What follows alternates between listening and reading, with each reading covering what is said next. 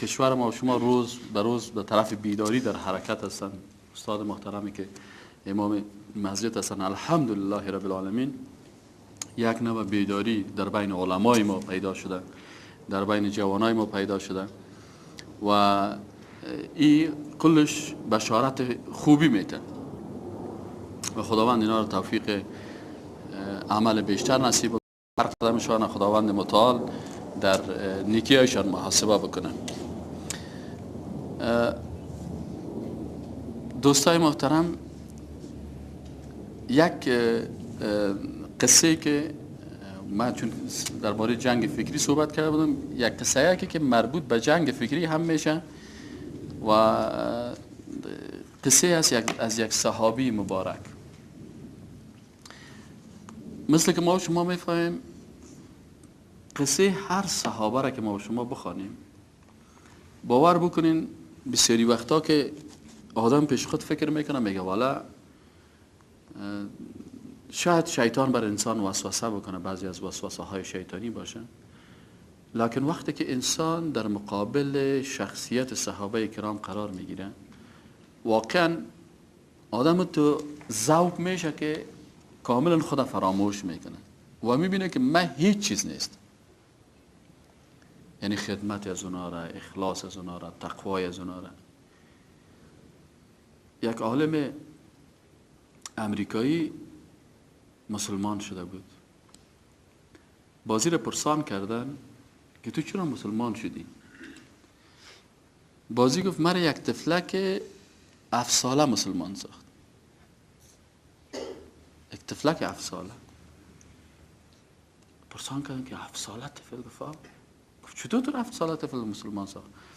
گفت والا صاحب ما تو یک تصمیم گرفتیم که انسان وقت ساخته میشه که از ابتدا، مثل که پیشتر استاد گفت که برای طفلا میگن که خدایت کیست، پیغمبرت کیست، درست برش معرفی نمیشه، فقط برش گفته میشه ولی برش تشریح نمیشه که واضح شود. و حتی دشمنای اسلام کار کردن بسیاری وقتا که وقتی میگه خود پروردگار ما خداست، خدا ما را خلق کردن، باز یک ترجمان یا هم کسی که دوبله میکنه سریال های این دیره، بعضی از اینا کافر میشن. باور بکنین کافر میشن. چطور کافر میشن؟ ما بسیاری وقتا برشان گفتیم که او بچه شاگردایم هستن، در پانزه هنرها شاگردم هستن، در ژورنالیسم شاگردم هستن، در بسیاری پانزه دیگه شاگردم هستن. گفتیم این فیلم ها را که شما ترجمه میکنین احیانا بیخبر هستی که کافر شدی. مثلا در فیلم بت میایه، اون میگه که ای بگوان مجی بچه دیدو، این دوبلکار گپ از رو تکرار میکنه و ای خدا العیاذ بالله. وقتی که یک نفر برای بت خدا بگویه مسلمان من کافر شد. از این خاطر بسیاری وقتا باید یک مسلمان امی صحنه را قطع کنه اگر مسلمان است. و وقتی که این جوان این کار کرد و این کافر شد، رئیس از این تلویزیون به این چیز کرد من کس زد ندارم، به کلشان احترام دارم، ما بر کس شرطنامه کفر ایمان هم نمیتیم، صلاحیت ما نداریم، لکن میگه میشه.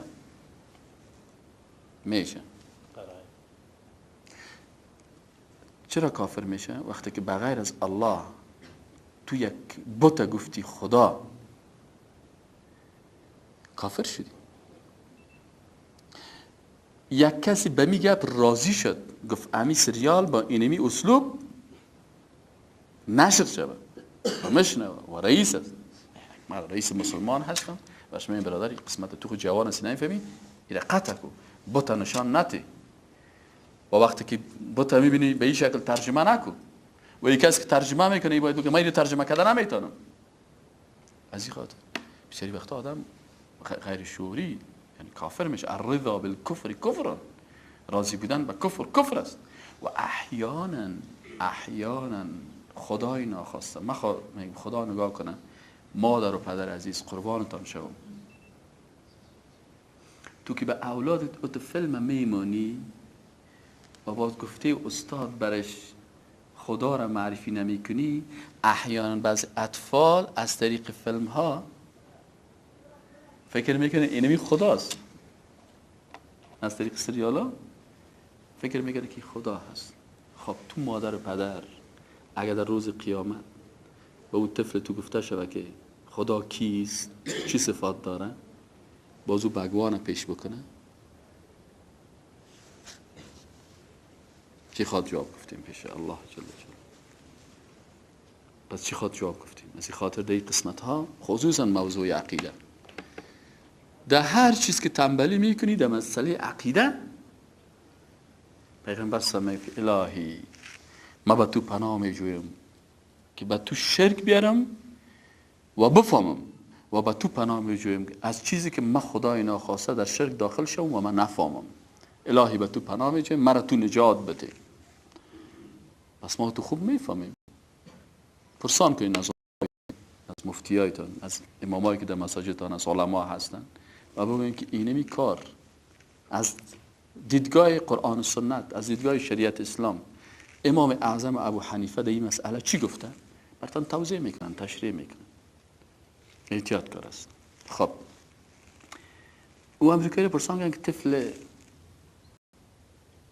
7 ساله تو رو چطور مسلمان ساخت؟ گفت ما صاحب طفل 7 ساله این قسم مرا مسلمان ساخت که ما فیصله کردیم که باید ما از ابتدا سویه علمی رو بالا ببریم. بنان استادای قوی کسی که دکترا داره در تعلیم و تربیه، گفت مرا گفتن که تو دکترا داری، پی اچ دی داری در ایژوکیشن، تو نباید در پوانتون درس بدی، تو برو در کجا درس بدی؟ در صنف اول درس بدی. تهداب پخته کو. سنگی تهداب پخته شد. گفت ما صاحب آمدیم به صنف اول، من دکترا دارم، به صنف اول درس میدم. گفت چون ما در تعلیم و تربیه و در این گپا زگاه روانی میخوایم که ذهنیت از طفلا را معلوم کنم. گفتم بچه‌ام، دخترکا بچه‌کا صنف اول در مکتب است. گفتم بچه‌ام امی هر کس بخیز استاد شو بگه که در آینده چی میخوای شوی. اینجا سعی کنیم. ما من مولود الا وقد یولد علی الفطره. هر طفل با ایمان فطری پیدا میشه. پاک خدا خلقش میکنه. ولو در خانه یهودی، نصرانی، مجوسی، در اسلام یک طفل معصوم پاک خلق میشه. ثم سیک مادر و پدر، ثم ابواه، باز مادر و پدرش یا حویدانی هیر یهودی میسازن، او یا نصرانی او یا مجوسانی، یا نصرانی یا مجوس. این مادر و پدر است که طفل خدا اون دو ساخته و در روز قیامت جواب میده. عالم امریکایی برش گفت که خب، گفت وقتی که من در صنف رفتم این چه ماندن باشد لالای مسیح برادر کلام قایسه بودن، گفتن که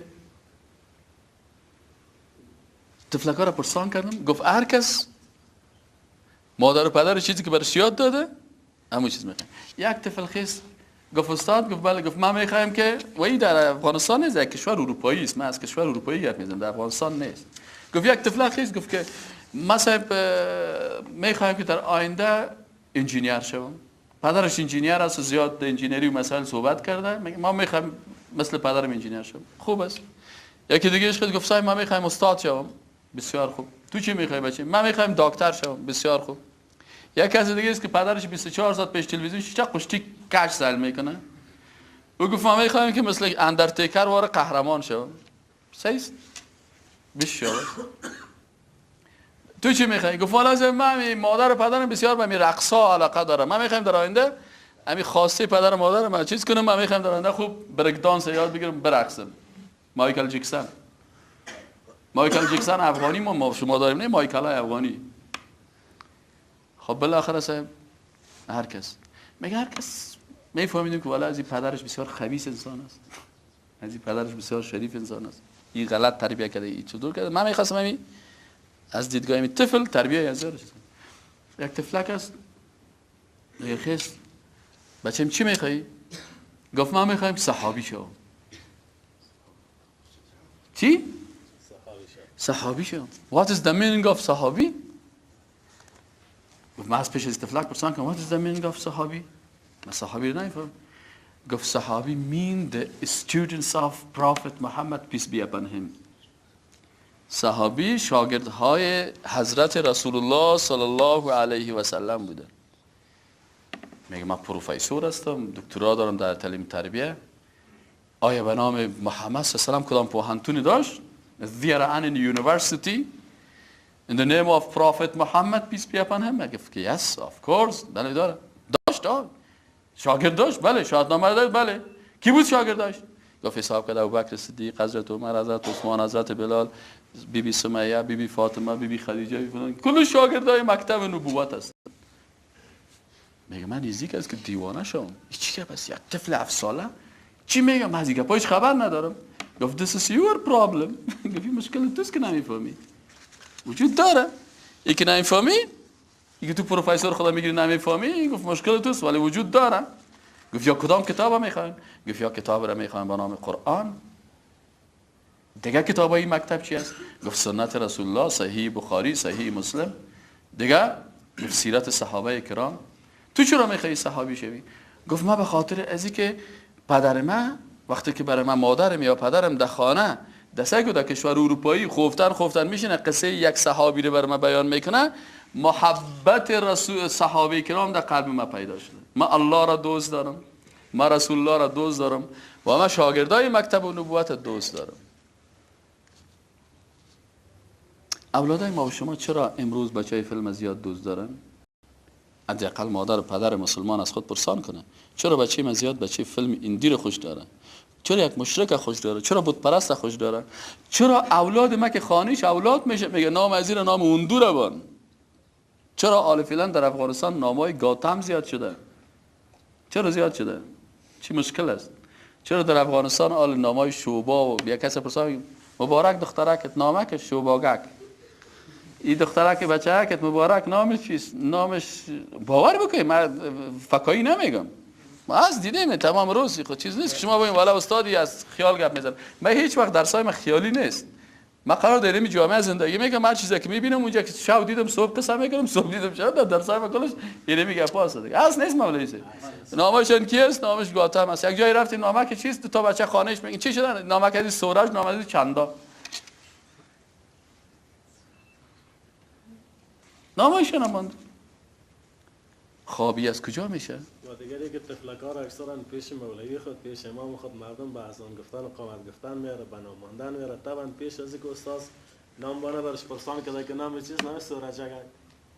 وقت برش و باز که برش گفتیم که خاله جان، شاکوکو جان، این نام سورج چندا حرام است، ناروا است، بیادر آقا صاحب قربان شم این نام نمارین. بازو خاله هست بشه آلتون لاستی تو خود آزان تبته بر رایت بگی در نامم شما گپ میزنی، در کامم گپ میزنی، همین تو خود در سمنک هم پر میگی و در شفتل هم گپ میزنی و در اشقام تو گپ میزنی و در هر چیز که ما گپ میزنیم. خب صحیح حال بیسی جان چپ شما میرم با امان خدا. این حال صاحبی شروع کردن از پشت دروازه دیگه قال مقال انداختن. همشیره جان، بیبی جان، بیبی اوخ کرد دیگه نمیشه. چی میگی؟ برو آزان تبته برو. بیبی پیغمبر خدا این قسم گفته. گفت نه گوش نمیکنه. گفتی میشه نمیکنه، گوش قبول نمیکنه. اینا از کجا پیدا میشه؟ از تشبه با غیر مسلمان ها. طفل مسلمان در اروپا صحابی را خوش داره. طفل مسلمان در اروپا صحابی را خوش داره. پدرش مسلمان در اروپا ریش خدا مانده میگه من صحابی را خوش دارم، ریش ندارم. با خدا از آلمان نفر آمده گفته ما در آلمان این قسم زندگی میکنیم. یا سبحان الله چی گپ است؟ سر ما چی قیامت است؟ بعد از اون این عالم میگه من دیدم که بچه برای من زیاد درست سوالای من کارش جواب گفتن نمیدونم. رفتم پیش گفتم تلفن پدر تبتی از پدرش اجازه گرفتم رفتم در خانهشان رفتم برش گفتم که جناب عالی این تفلک شماست؟ گفت ولی تفلک من است. این خب میگه من صحابی را خوش دارم میشه. میگه گفتم بله آیه پاس. میگه اول که در خانهشان داخل شدم گفت سعی کردم که در خانه یک نوع نظم است. نه خانه ما دیگه کسایی که مثلا در خانه ما بچی مونجا مویای خودش شانه میکنه و دختر مونجا کار میکنه. گفتیم که اینجا در بین خانه از این یک نوع نظم است. پدر داخل شد در خانه گفت السلام علیکم و رحمت الله. پدر داخل شد در خانه چی گفت؟ گفت السلام علیکم و رحمت الله، سلام داد. میگه وقتی گفت السلام علیکم و رحمت الله، میگه ما خب میخوانیم که تو وقتی که احترام میکنی سر، مثلا در انگلیسی میگه که تو وقتی که برای یک نفر سر یا صاحب میگی، برای های پرسن بگو، مثلا برای آمر مکتبت بگی درست است، برای وزیر بگی درست است، برای رئیس بگی درست است، اما تو که استادی و چپراسی سر گفته نمیتونی. بد اخلاقی اروپایی ها اینمی اخلاقشان نمی قسم است. میگه من دیدم که پدر در خانه داخل میشه برای اولاد خود چی میگه؟ السلام علیکم و رحمت الله، و اولادش میگه و علیکم السلام و رحمت الله. میگه من تعجب کردم، این نفر پرسان کردم که برادر سلام چی معنا میده؟ میگه پدرش برای من گفت که سلام معناهای زیاد داره. میگه من بهش گفتم که لطفاً تشریح کن، تو چرا برای زیاد گفتی؟ میگه من به خاطر این سلام گفتم که اول فلسفه سلامی است که سلام، السلام یکی از اسماء و صفات الله جل جلاله است، اسماء الحسنا. چرا سلام؟ چرا سلام دادی؟ میگه من به خاطر این سلام دادم که یک مسلمان که روبرو میشه بهش میگم السلام علیکم، ای برادر مسلمان الله را فراموش نکن. اولین مرتبه خدا را به یادش آوردم. اما بر اولادایم وقتی که داخل میشه بهش میگم السلام علیکم. یک. دو، نمبر دو به خاطر این سلام میدیم که سلام به معنای سلامتی هست. هر کسی را که میبینی بهش میگه السلام علیکم، خدا شما را سلامت داشته باشه، خدا شما را صحت نصیب بکنه. این نمبر دو. سوم معنای سلام ای است که وقتی که برای یک نفر سلام میتی برش چی میگی؟ السلام علیکم. گفت ای صلح بر جانب مقابل اعلان میکنی. در قریه داخل میشی کلگی سنت یک قسم کجا یک سگ میگی السلام علیکم، و علیکم السلام، مانده را باشین سید. یعنی من که شما جنگ ندارم، یک نفر از پیشت خفه است دل میشه بهش میگی السلام علیکم، و میفهمه تو که جنگی نیستی، اعلان صلح برش میکنی، دعای سلامتی برش میکنی، الله را به یادش میتی. و در خانه وقتی که داخل میشی، پیغمبر صلی الله علیه و صحابی مبارک گفت که در خانه داخل شدی بالای اعضای فامیلت برای خانم اولادت سلام بده، به خاطر ازی که سلام برکت است. در خانه میخوای برکت داخل شو، با سلام در خانه داخل شو. فرعون وارد داخل نشو که در آمده کجاست؟ کجا رفتی؟ بیم مخال بیا چای شد. اول داخلش میگه السلام علیکم، برکت در خانه داخل کن. و پنجمی است که کسی که سلام میده از شر شیطان نجات پیدا میکنه. به خاطر ازی که شیطان برات میگه که برای سلام نتی، منتظر باش او برات سلام بده. کسی که نو سلام شروع میکنه از چی خلاص میشه؟ از شر شیطان خلاص میشه. شیطان کمرش شکستاندی خوردم از بهش میگه السلام علیکم و علیکم السلام و رحمت الله و برکاته. سلام ای است. و دیگه ششمی فلسفه سلام ای است که پیغمبر سم گفته که میخواین که در بینتون محبت پیدا کنین، دوستی پیدا کنین، صمیمیت پیدا کنین، شناختی یا نشناختی سلام در بینتون رواج بدین. پس از این نگید من فلانی رو میشناسم یا نمیشناسم. میگه من ایران من که برای خودم بچهش برام درس داده میرفت و ما پروفسور در ایژوکیشن دکترا دارم، پی اچ دی دارم، این برام چیز میده. میگه من در ایران حال پدرش برام درس داده میره، این چه قسم است؟ میگه بالاخره پرسانشان کردم که خب پرسان کردم که این صحابی کی است؟ او برام گفت که یک تعداد از شخصیت های بزرگوار رسول الله صلی الله علیه و سلم تربیت کرده بود به نام صحابه. هر کدامش یک معلم بود. در یک مسجدی که از خشت خام بود شخصیت های بسیار پخته را تربیت کرد. حالا که شما مشکل ما چیست؟ حالا ما مسجد ما را خوب پخته جور میکنیم، خوب پخته جور میکنیم، خوب کاشی کاری میکنیم، خوب قالینا فرش میکنیم. باز که برش میگه خب صاحب حالا مسجد جور شد، حالا فلانی شد، حالا یک مدرسه حفظ قرآن را دمیجه تاسیس نکنیم. باز یک کسی میگه که استاد شما چی میکنین؟ باز مسجد قاریا خراب میکنن، باز قاریا چطور میکنن؟ اما نفری که مسجد جور کرده کار شیطان را میکنه. نمیمونه که مدرسه حفظ قرآن در مسجد باشه، نمیمونه. تو انسانی که مسجد جور میکنی و در اوج مدرسه حفظ قرآن و مدرسه درس دین نیست در اون مسجدت، نمیمانی توریش سفید و تو آجی که میگی با خدا در روز قیامت در صف شیطان حشر میشی. و مسجد دو مسجد درار است. مسجد درار در زمان پیغمبر هم مسجد بود که منافقین جور کرده بودن که کارهای منافقت بکنن، در اون مسجد غیبت بکنن، در اون مسجد دروغ بگن، در اون مسجد به ضد پیغمبر خدا و صحابه کرام دسیسه بسازن. آیات قرآن نازل شد که لمسجد اسس من اول یوم، اون مسجد نبوی که روز اول تأسیس شدن اونجا باید عبادت شود. این مسجد درار را چپه کنین و پیغمبر سم همون کرد، مسجد منافقی را چپه کردن. پس ما باید مسجد مثل مسجد نبوی بسازیم. بوریادش فرش کو، ضرورت به چیزا قندیلا و گپا نیست، ضرورت به قالین نیست. اگر تو میخوایی که به سیرت رسول الله صلی الله علیه و مسجد جور کنی، در مسجد بوریا فرش کو، حافظ قرآن اونجا تربیت کو، درس حلقه تفسیر اونجا شروع کو. مسجدی که ما میسازیم برای فاتحه‌گیری و برای ناز دادن، صاحب این کاشیاش مرد یک مسجد برده، کاشیاش اینطور است که فلانیش اینطور است، باز اول امین نفره که میگه من پیسه از فلانی گرفتم، باز اولین کس ای است که دشمن مدرسه حفظ قرآن است. قاری صاحب اومدن گفتن فلانی صاحب که ما را اجازه نمیده، وکیل صاحب ما را نمیمونه که مدرسه خدا پیش ببریم، وکیل صاحب مدیریت میکنه، مخالفت میکنه، حاجی صاحب نمیمونه که مسجد جور کنه. دیگر آخو نمیگه، لکن من میگم. خب سیدی ما بشنو و سر مرا یک 20 ساعت دوام بزن. خب با خدا در این مسجدی که تو جور میکنی، مسجدی که کاشی داشته باشه و فرش قالین داشته باشه و مدرسه حفظ قرآن در اون نمانن و مدرسه تعلیم حدیث نمانن و حلقه تفسیر نمانن و او رو تخریب کنن و بو یکی چیزا رو نمانن، باور بکنید که این مسجد عزیز در روز قیامت سر تو شهادت میده و بر تو میگه قرآن میگه یا پروردگار این مسجد ساخته بودن نه به خاطر که قرآن خوانده شود، نه به خاطر که قرآن حفظ شود. پس بلیاز خدا نکنین این کارا.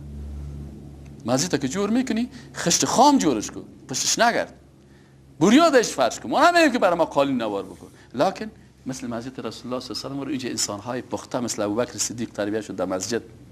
مسجد یک پوهنتون بود، مسجد نبوی یک پوهنتون بود، پوهنتون نبوی. از اونجا تو شخصیت‌های تربیت شد که حضرت عمر میگه من اومدم گوسفندچران هست بودم، لکن آل رهبر جهان هستم. در اون مسجد نبوی تربیت شدن. ما چرا تربیت کردن نمیتونیم؟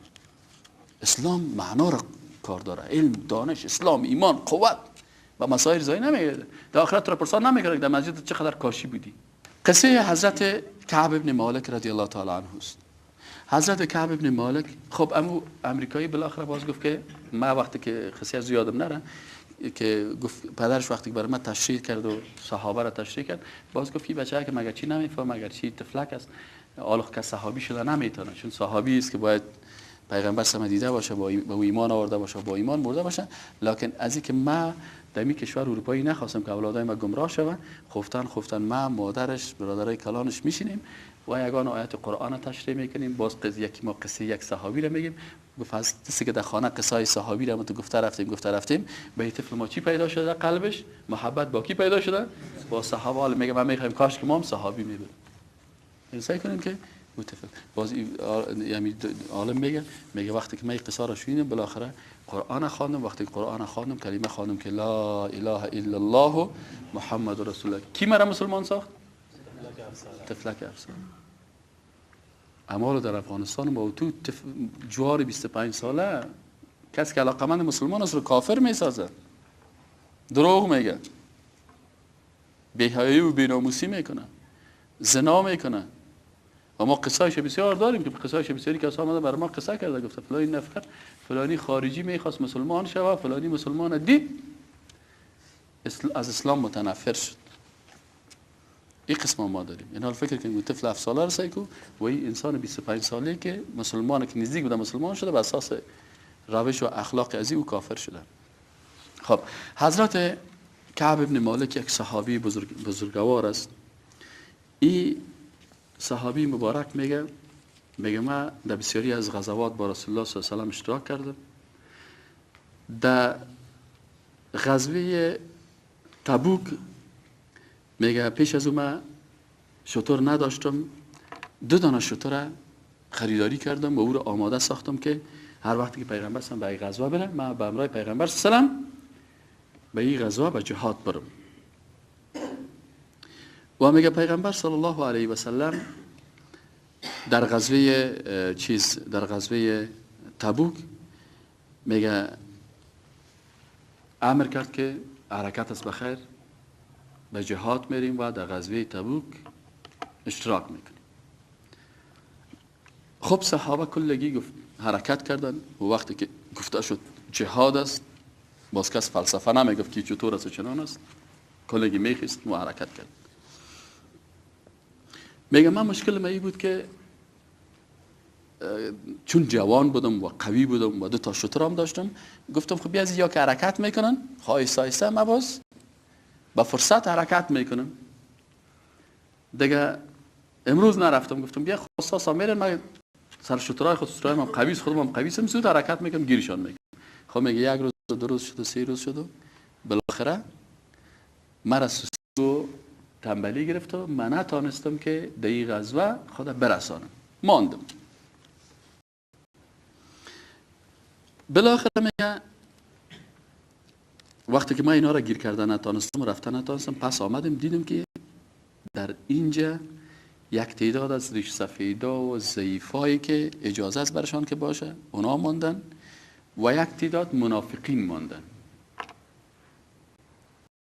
و یک چند نفر از صحابه کرام هم 2 نفر دیگه هم ماندن که شخصیت های بزرگوار هستند. میگه پیغمبر صلی الله علیه و سلم نظرش به من نفتاد و بالاخره یا به تبوک رسیدن. وقتی که اونجا شیشته بودن، میگه پیغمبر صلی الله علیه و سلم وقتی که سعی کرد گفت کعب کجا هست؟ میگه یک نفر از بنی سلمه گفت که رسول الله صلی الله علیه و سلم گفت لباسای خوبش پوشیده و چهره خود خوب آراسته کرده و چی کرده؟ او دقیقا به دنیا شده نامد. میگه معاذ ابن جبل گفت که ای رسول الله صلی الله علیه و سلم قسم به خداست که این شخص چیزی که میگه غلط است و شاید کدام مشکل برش پیدا شده باشه نامده، در غیر از او انسانه که این قسم میگه نیست. خب میگه بالاخره وقتی که نوبت رسید و پیغمبر صلی الله علیه و سلم با صحابه کرام دوباره از تبوک برگشت کردن، اینجا میگه من بسیار ورقتا شدم و نگران بودم و جگرخون بودم در مقابل پیغمبر صلی الله علیه و سلم. چی بگم؟ میگه کسایی که از جهاد در اینجا مانده بود تعدادشان 80 و چند نفر بود که در بین از منافقینی هم بودن.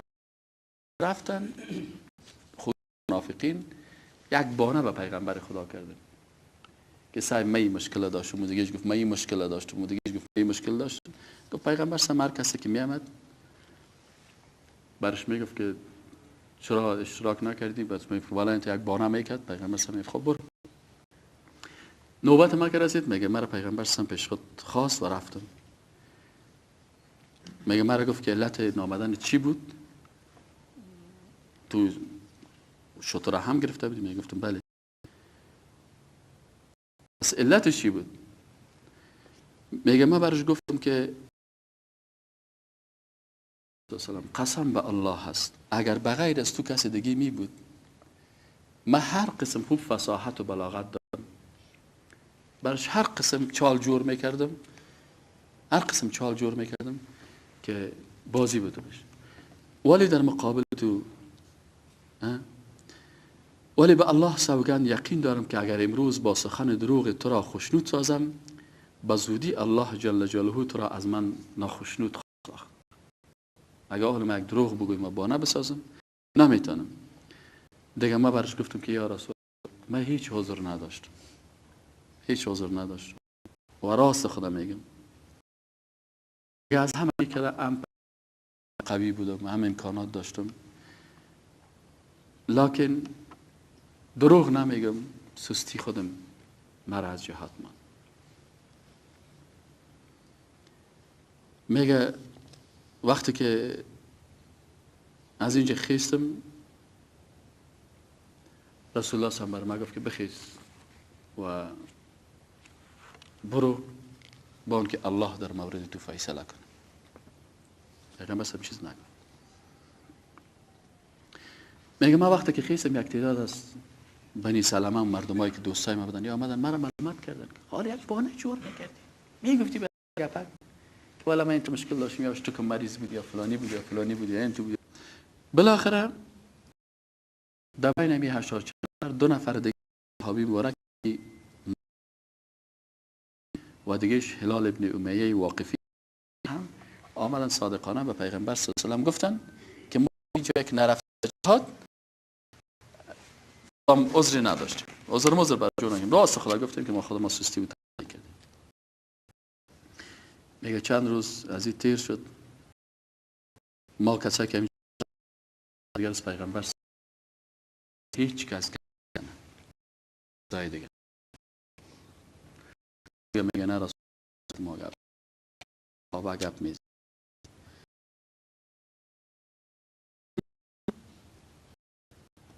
با کسی که سلام میدادیم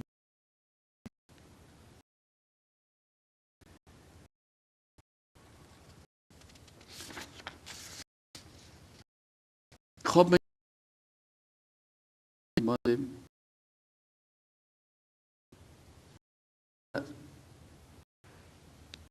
باغ ابو کاکای من با محبوب مردم پیش ما بود، میگه رفتم از سر دیوال پیش از او خدا و برش سلام دادم که تو خود مستی دوستی بسیار نزدیک ما مستی.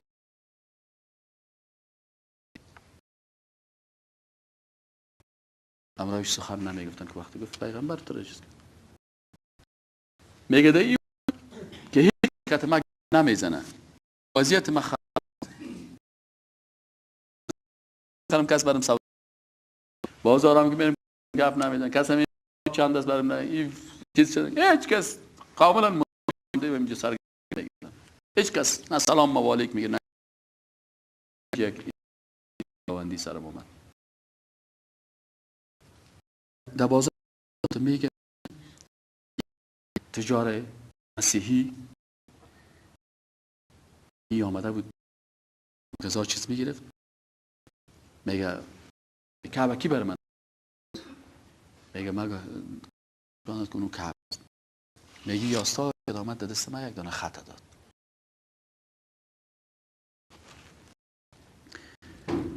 گفت این خط امو غسان هست که اون مسیحی است.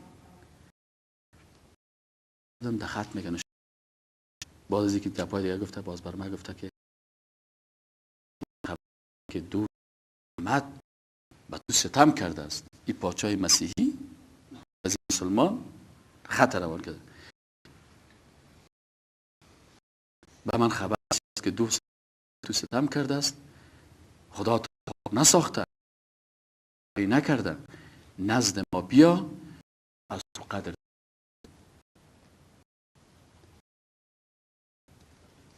میگه وقتی که خوندم او خو امتحان شد، امتحان دوم خداوندی که حال مثل که بسیاری وقتا یک نفر یک اشتباهی که خورد میکنه، نه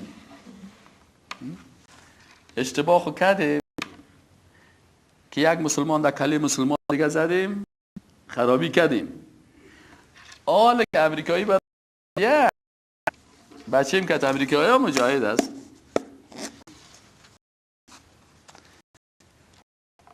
اونجا خود خراب کردم که نشیشتیم با مسلمان ها اتفاق بکنیم، مطابق قرآن و سنت حرکت بکنیم. حال او خو یک امتحان تیر شد، خدا خود را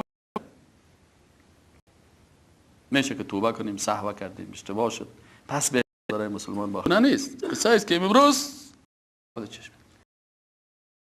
امتحان دیگه خداوندی هست که اون مسیحی امید که فوراً بر من خط روان و نماینده شد که بیا ما پادشاه مدینه میگردی، هیچ کس که تو سلام توالیک نمیگیره، یک ریش سفید، یک آدم عاجز، یک فلانی که پیش روی خدا دور روی خدا دور میتن السلام علیکم روی خدا او کدش گپ نمیزنه، پیغمبر گپ نمیزنه، هیچ پیش ما بیا موتر کروزین ما برات میتم ها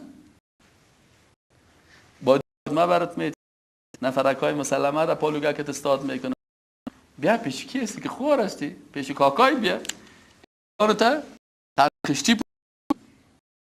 حضرت کعب رضی الله تعالی عنه وقتی که میگه من خط زیاد دیدم پادشاه سفر و پاسپورت روان کرده، جورج بوش دعوتش کرده، تونی بلیر دعوتش کرده. کجا میری صاحب؟ باش که دارم صاحب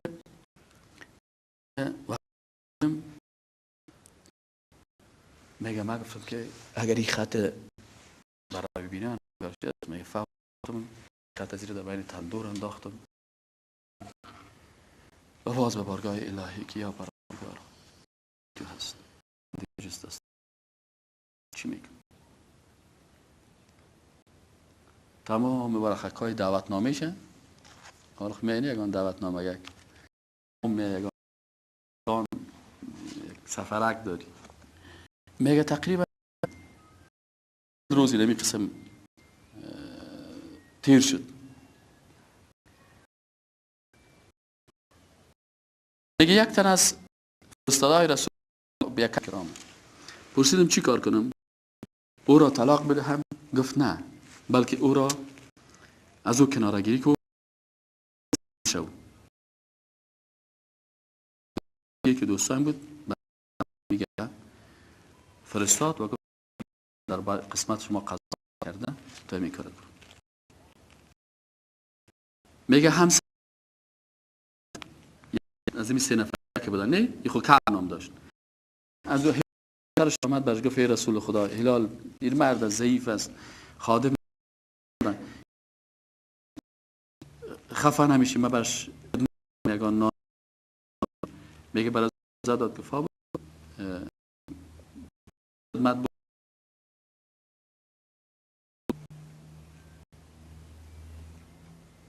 دیگه کعب یکی از اعضای اومد که ما پیش پیغمبر صلی الله علیه و سلم تو هم اجازه میگرفتی اگر حداقل فامیلتون هم اجازه میدادی و چیز میکردی؟ میگه من گفتم که نه، من خود جوان هستم و چند وقت دیگه هم صبر کردم، اجازه چیزام نگرفتم. گفتم صحیح است آنچه که است.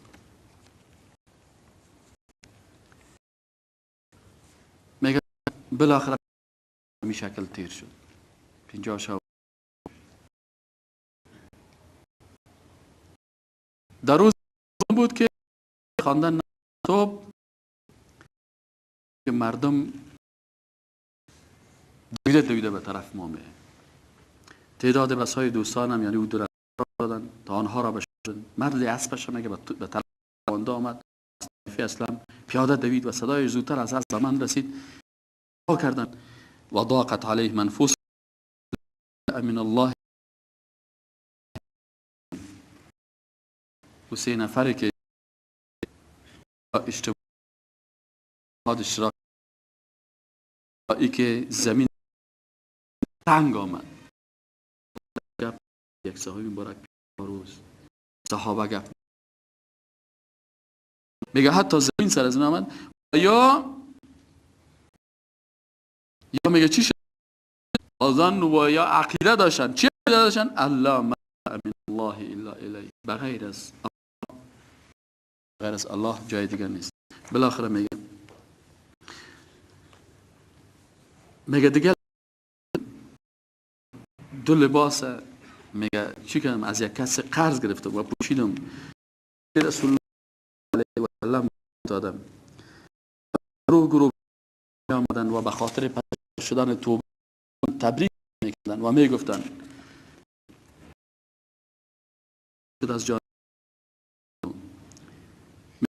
داخل مسجد دیدم که رسول الله صلی الله علیه و سلم نشسته و مردم اطرافش را گرفتن. تلخ شد و به سوی من دوید و من مصافحه کرد و به من تبریک گفت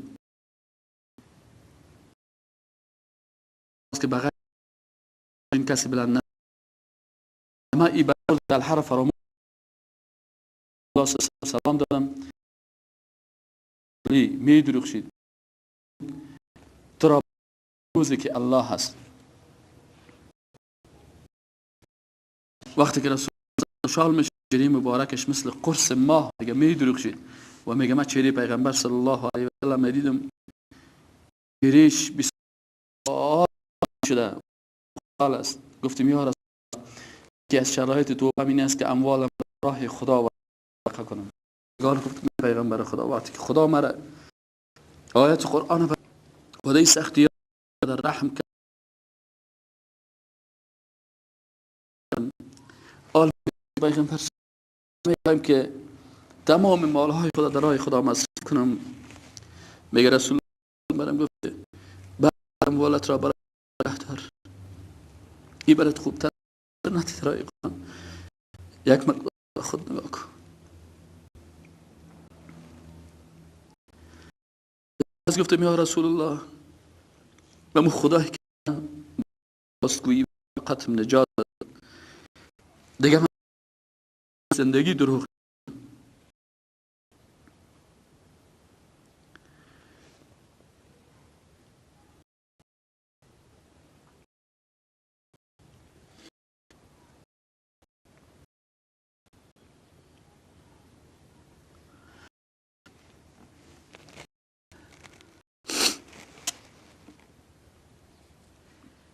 و از اون وقت میگم ما بعد دیگه هیچ وقت دروغ نگفتیم و دیگه امیدوار هستم که در عمر ما خداوند مرا حفظ بکنه که من دروغ بگویم یک کلمه هم.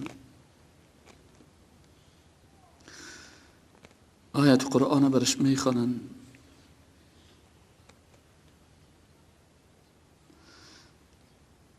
لقد تاب الله على النبي والمهاجرين والانصار و تحقیق الله قبول کرد توبه مهاجرین و انصار الذين اتبعوه في ساعة العسرة کسایی که پیروی پیغمبر در ساعت سختی کردن بعد ما کاد یزیغ قلوب فریق منهم میگه در وقتی که